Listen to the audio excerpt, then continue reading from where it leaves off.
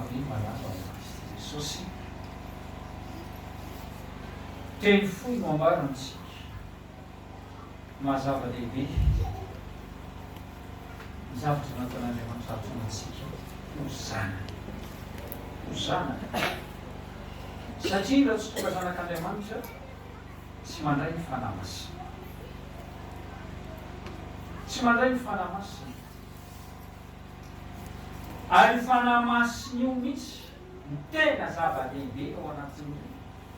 Io no mamaritra ny fiainana manam-piavan'i Jesosy Kristy tokony amin'ny raolanitra. Ary izay mahatonga antsika mila mandiny teny araka ny teny Korinthianina fahatelo ambin'ny folo ny andininy dimy. Korinthianina fahatelo ambin'ny folo andininy dimy amin'ny anaran'i Jesosy Kristy tokony mivakitra izao manao. Korinthianina fahatelo ambin'ny folo ny andininy dimy. Haitsika tsy anjery loatra zany toko sy andininy zany amin'ny anaran'i Jesosy Kristy tokony manao. Dinio ny tena anareo na mitoetra ny finoana ianareo na tsy izao toetra ny tena anareo.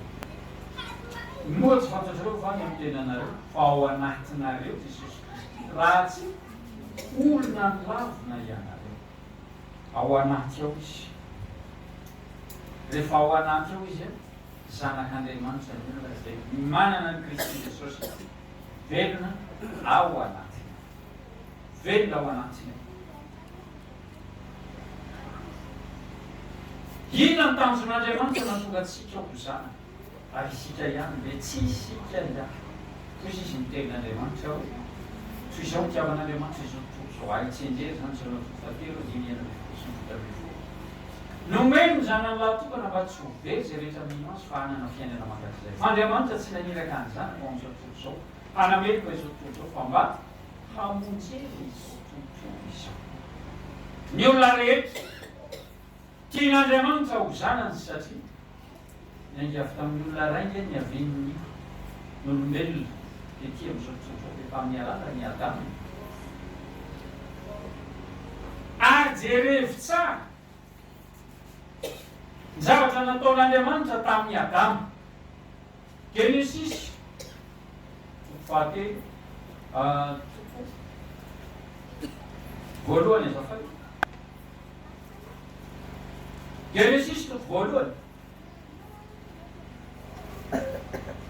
ny andininy enina amby roapolo dia atsarotsika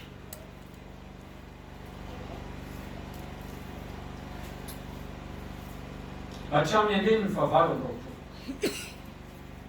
Zao nivaky ny teny amin'ny anaran'i Jesosy Kristy tompo manao hoe. Genesis toko voalohany andininy enina amby roapolo ka hatramin'ny valo amby roapolo amin'ny anaran'i Jesosy Kristy tompo manao.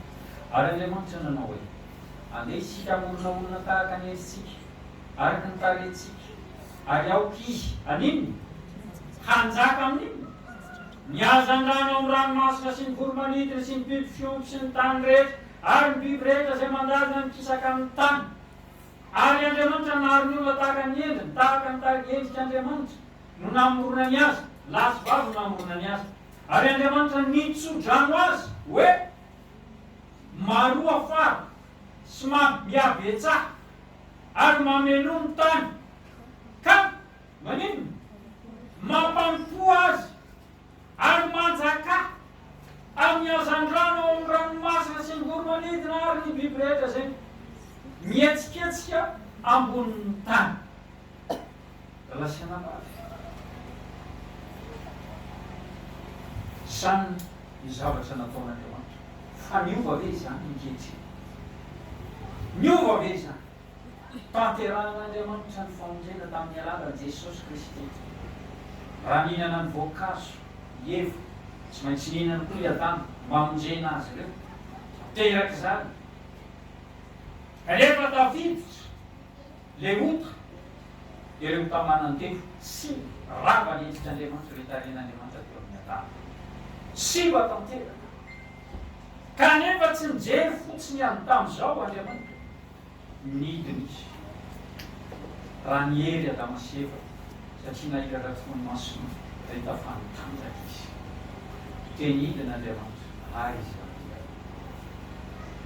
dia niteny ata nahita no mitsangatsangana atao misary ka dia nihery satria mitanjaka fizamono laza aminao fa mitanjaka ianao Andriamanitra koa dia ohatry ny mampiomehy ahoana moa rehefa nidiny izy dia efa hitan'izao dia mbola manontany indray izy fa ahoana nafantaranao fa mitanjaka eny dia rehefa hita efa planin'Andriamanitra planin'Andriamanitra ny efa hoe asiana fahafatesana dia asiana fiainana asiana fanozonana dia asiana fitahina fa planin'Andriamanitra Deutéronomie 3:3 milaza an'izany Deutéronomie 3:3 fa ny olona tsy mahafantatra tsy mahalala an'izany hoe fiainana izany ny 9:20 sy ny 20 amin'ny anaran'i Jesosy Kristy tompom-bako izao Deutéronomie 3:3 ny 9:20 sy ny 20 amin'ny anaran'i Jesosy Kristy miantso ny lanitra sy ny tany eo antomoavolombelona aminareo fa efa nataoko teo anoloanao ninona ny fiainana sy ny fahafatesana ary ny fitahiana sy ny fanozonana fa mifidiana ny fiainana mba ho velona kianao sy ny taranakao dia notiany avy Andriamanitra ao ianao ka iaino sy ny feo sy hifikotra aminy fa izany no fiainanao sy ny fahamaroany andronao mba homenanao eo amin'ny tany izay nianiana ny avy tamin'ny i Abrahama sy Isaka ary Jakoba razanao omena azy ny olona tsy mahalala an'izany Andriamanitra no nampisy ny fahafatesana satria fantatr'Andriamanitra hoe tsisy dikany eo aminy zany fahafatesana zany fa inona ary ny antony nampiseho zany fahafatesana satria zay foana raha tsy mitany zavatra anankiroa tsy hainao manavaka azy tsara tilo tsara tilo ratsy raha tsy misy zavatra anankiroa raha ataotsika hoe mitenen'Andriamanitra rehefa hoe fa miteny taminao ny efa azahoaniny fa ho faty ianao dia mitsy tsy nihinana ihany efa atoo mandiany ianao satana fa tsy azohoany fa ho faty ianao manadala fotsiny dia tsy misy ny fahafatesana fa ihina ny zavatra misanga ny taoriana zay raha tsy misy ny fahafatesana ohatr'izay raha tsy efa nananana ny mangidy ny olona tsy aheno zany hoe mamy zany raha tsy nahita sy nanana ny zavatra ratsy ny olona tsy akafisy tsy fikotra amin'izany hoe zavatra tsara sy mamy zany fiainana zay kely izao efa naverin'Andriamanitra aminao ny zavatra rehetra tamin'ny alalan'i Jesosy Kristy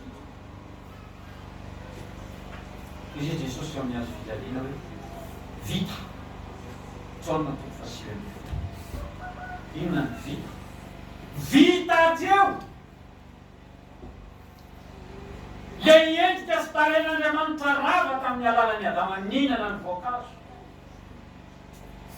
miverina le tsodranomen'Andriamanitra matongadre ko satria zany izy anareo le ran'Andriamanitra oapotsika fananjana miantso hoe abaraiko dia tsy mpanompo itsony anao izy izy fa zanaka ary raha zanaka dia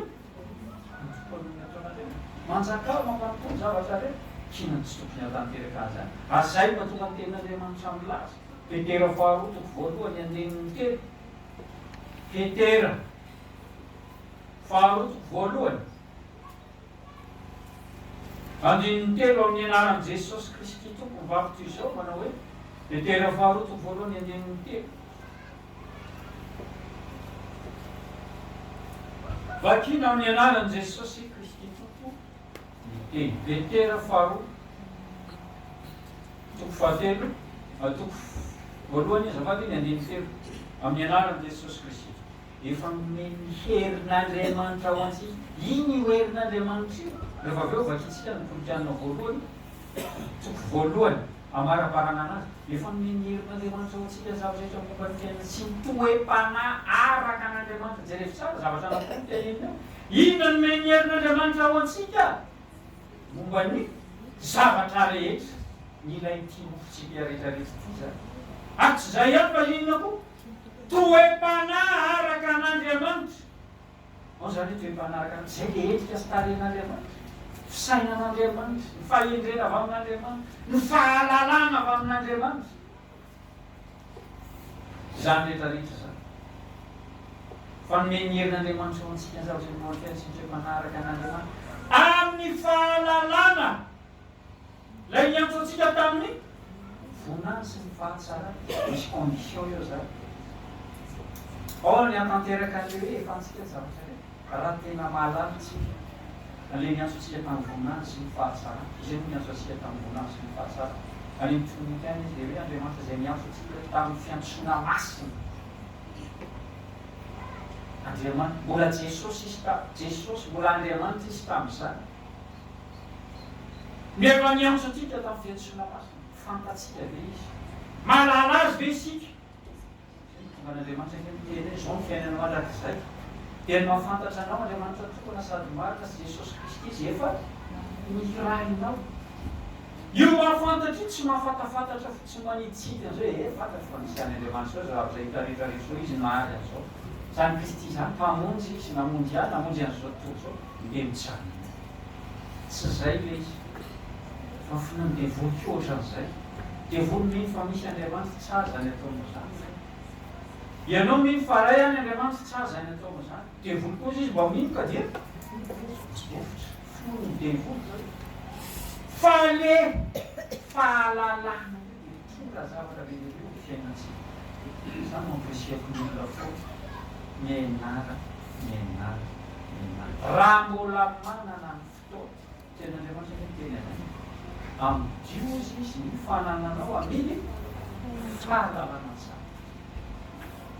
Fa miankina ny fahalalantsika io Andriamanitra io Jesosy io no ampanakarina antsika na miara-panahy na miara-panahy. Tradiko zay zavatra zany. Ny fahalalana azy. Jereo fotsiny ny tantara ilay zanak'Adama. Fa kitsika aloha ilay Korintiana voalohany teo ny andininy valo ambin'ny folo. Fa nomeny herin'Andriamanitra ho antsika. Fa inona ilay herin'Andriamanitra? Korintiana voalohany ny andininy valo ambin'ny folo amin'ny anaran'i Jesosy Kristy tompom-bako dia izao manao hoe Korintiana voalohany ny andininy valo ambin'ny folo amin'ny anaran'i Kristy Jesosy. Fa miteny amin'ny azo fijaliana dia fahadalana amin'izay ho very fa herin'Andriamanitra kosa amintsika izay ho vonjena. Alleluia! Tsy herin'Andriamanitra ny azo fijaliana Jesosy filazantsara zany. Filazantsara zany. Mba mampitahy azy ny tena indraindray. Fitoriana ataon'ny olona sasany. Samy zany dia misy namoaka an'izay vava zay foana hoe za raha mbola mahita fampianarana tsara no itiato-pivavahana misy ahy ity dia miala tsiny fa tsy tanana tonga dia lasa tany. Any amin'izay misy ny tsara, any misy ny fampianarana tsara. Izay foana ny anazy. Fa mijery zany fampianarana ny fivavahana hafa. Atreto fa tsy mahita mihitsy. Tsy fantatro. Ary mety tsy ahita intsony ianao. Ataoko hoe angamba ihany ianao fa tsy zany no tokony miafiso. Tsy zany misy soran'Andriamanitra ka hitokoteny fatra hatreto.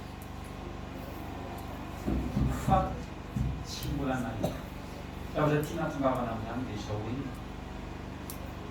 mbola hafa ihany. Ny olona miorona amin'izany hoe fampianarana filazantsara izany. Manandrama miaina ao amin'ny radio. Fahagagana mindraindray. Ny fitahiana ny ara-mofo mindraindray. Tena mitaona ny olona hivarina any amin'ny lavaka mihitsy. Mampalahelo ny eritreritra azy. Jerevy tsara. Araka ny fanambarako tamin'ny marina. Be lehibe ny olona no tsara. Be lehibe ny olona no taraina tena. Zay na tonga ny laza. Tamin'ireny andro coronavirus raha amin'izao vanim-potoana zao tsy maheno fiadanana avy amin'Andriamanitra amin'ny alala Jesosy Kristy dia mandiniky mieritreretra Mietereta mihitsy ka ny fiorenana ny filazantsara tena zava-dehibe fa nataon'Andriamanitra ho zanany isika fa nomeny ny hery ho antsika ny zavatra rehetra fa saingy izao mitomboa amin'ny fahalalana azy mandrakariva mitomboa amin'ny fahalalana azy fiteny Jesosy ny marana nanaram-pofona zany olioka fahafo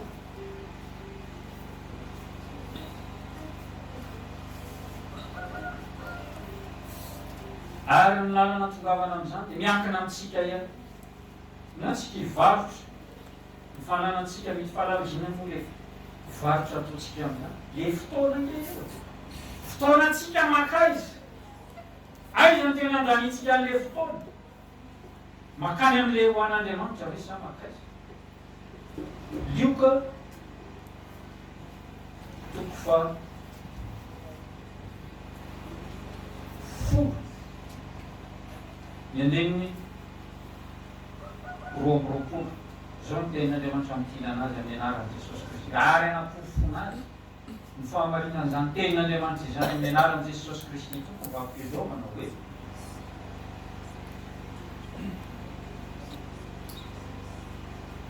lioka toko fahafolo ny andininy roa amby roapolo amin'ny anaran'i Jesosy Kristy ny zavatra rehetra dia efa natolotro ny raiko ahy iny zany zavatra rehetra zany zay zavatra noarian'Andriamanitra rehetra zay na tonga azy Jesosy milaza any amin'izao na tonga fafito amby folo any zay rehetra ah dia anao zay rehetra anao dia ay fa misy toyny ao aona le toy any tsy misy mahalala ny zanaka afa-tsy ny ray ary ny ray afa-tsy ny zanaka sy izay tiany zanaka Fampaherezana fasina vavy fahasoavan'Andriamanitra zany tsosika vezivezintsika ary izy atanterany fiasana isika mba voninahitra Andriamanitra ny fiainantsika amin'ny anaran'i Jesosy Kristy amen